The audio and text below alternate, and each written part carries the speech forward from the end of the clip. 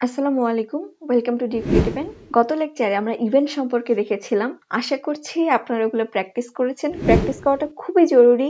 আজকে আমরা দেখব অ্যাড ইভেন্ট লিসেনার। আমরা গতকাল যে ইভেন্টগুলো দেখেছিলাম, এই ইভেন্টে আমাদের দুই টাইপের প্রবলেম হতে পারে। প্রথম যে প্রবলেমটা সেটা হচ্ছে আমাদের ইভেন্টটা যখন আমরা এক্সিকিউট করছি, আমাদেরকে ডিরেক্টলি বা ইনডিরেক্টলি আমাদেরকে HTML এর ভিতরে যেতে হচ্ছে। আমরা যখন বারবার চেঞ্জ করছি, আমাদেরকে বারবার HTML এর ভিতরে যেতে হচ্ছে। জাভাস্ক্রিপ্ট তো জাভাস্ক্রিপ্টই, সে চায় সব কাজ তার ভিতরেই হোক, যে কাজগুলো তার দ্বারা পরিচালিত। সো এর জন্য আমরা ইভেন্ট লিসেনার নামে একটা মেথড ব্যবহার করি। এখানে আরো একটা প্রবলেম আছে, সেটা হচ্ছে আমি অলরেডি একটা জাস্ট নর্মাল দিয়ে রেখেছি যাতে হিবিজিবি না দেখা যায়। সো দেখেন, আমি এখানে যদি ক্লিক করি তাহলে এখানে জাস্ট ডেটটা শো করছে। আমি জাস্ট নর্মালি জাস্ট এর আগে যে দেখিয়েছিলাম সেই জিনিসটাকে আমি আবার দেখাচ্ছি, জাস্ট নর্মালি এটাই রেখে দিয়েছি। আমি কিন্তু ওয়ান ক্লিকটা একবার ইউজ করেছি, আমি আবার চাচ্ছি সেকেন্ড টাইম ইউজ করতে। সো আমি ওয়ান ক্লিকটাকে সেকেন্ড টাইম ইউজ করছি। আমি চাচ্ছি এটার ভিতরে কালারটা চেঞ্জ হোক। সো স্টাইল, কালারটাকে চেঞ্জ করে দিলাম। কালারটা চেঞ্জ হয়ে হবে রেড কালার। সেভ করলাম।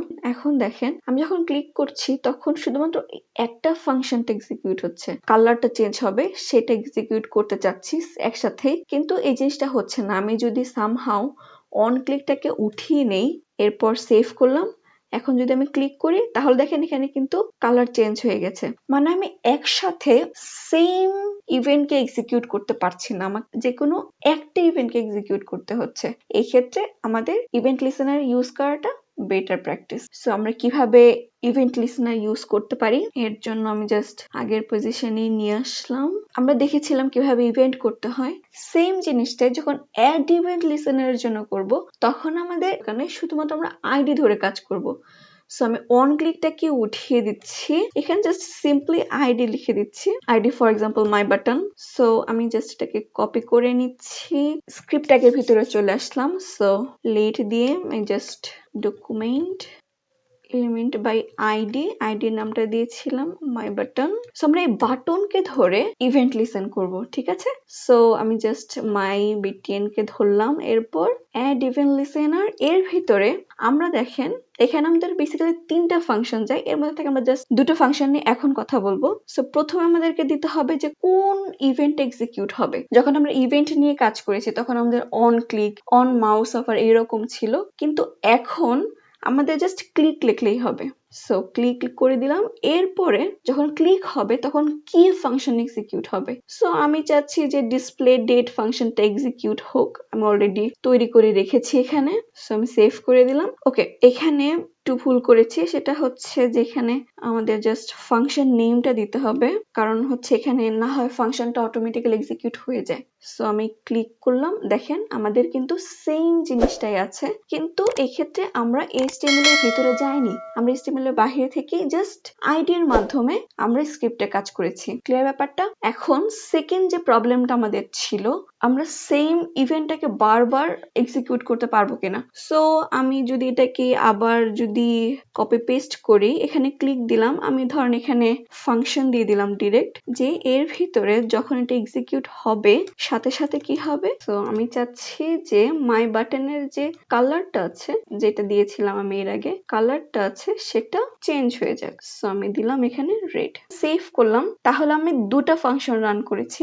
প্রথমে ডিসপ্লে ডেট, মানে এখানে যে ডেটটা সেটা ডিসপ্লে করবে, পাশাপাশি এখানে কালারটাও চেঞ্জ হয়ে যাবে। সো আমি ক্লিক করলাম, দেখেন দুটো কাজই হয়ে গেছে। ক্লিয়ার ব্যাপারটা? পাশাপাশি আপনি চাইলে আরো অনেক কিছু চেঞ্জ করতে পারবেন, যেমন আমি যদি এখানে মাউস ওভার দেই, সো সেভ করলাম, দেখেন যখন মাউস ওভার করছি তখন কিন্তু এখানে কালারটা চেঞ্জ হয়ে গেছে, কিন্তু যখন আমি ক্লিক করব তখন এখানে যে সেকেন্ড ফাংশনটা ছিল ওই ফাংশনটা এক্সিকিউট হচ্ছে। সো ক্লিয়ার ব্যাপারটা?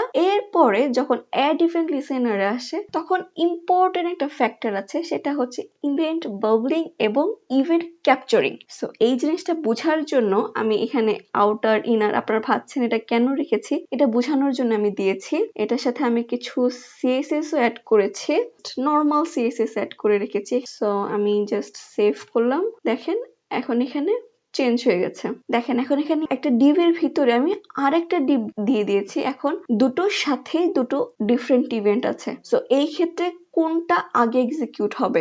এটাকে কপি করে নিচ্ছি। প্রথমে আউটারের জন্য দিলাম, আমি সেম এখানে ইনারের জন্য।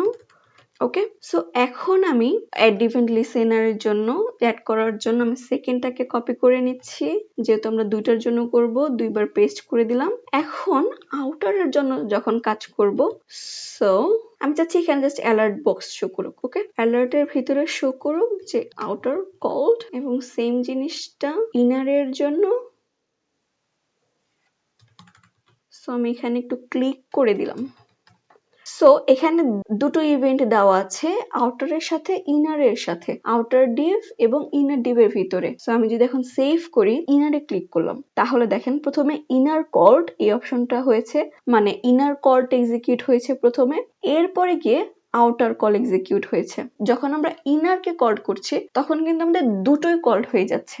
এই জিনিসটাকে বলা হয় ইভেন্ট বাবলিং। এই জিনিসটাকে আমরা চেঞ্জ করতে পারি। এই ক্লিকটা প্রথমে আউটার ক্লিক হবে, এরপরে ইনার ক্লিক হবে। তাহলে এটা আমরা কিভাবে করতে পারবো? এটা করার একটা ইজি ওয়ে হচ্ছে, এটাকে বলা হয় ক্যাপচারিং, যেটা আমরা প্রথমে বলেছিলাম যে থার্ড যে অপশনটা আছে, এটা ট্রু ফলস এর মাধ্যমে আমাদেরকে ডিফাইন করতে হয়। সো আমি যদি এখানে সামহাউ যদি ট্রু দিয়ে দেই, ট্রু, এখানেও ট্রু হয়ে যাবে।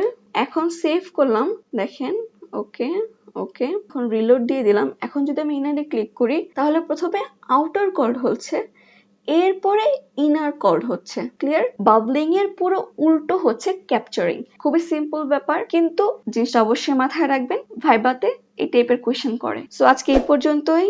ভালো লাগলে অবশ্যই লাইক, কমেন্ট, শেয়ার করবেন। Thank you so much for watching this video and see you in the next video. Till then, explore more.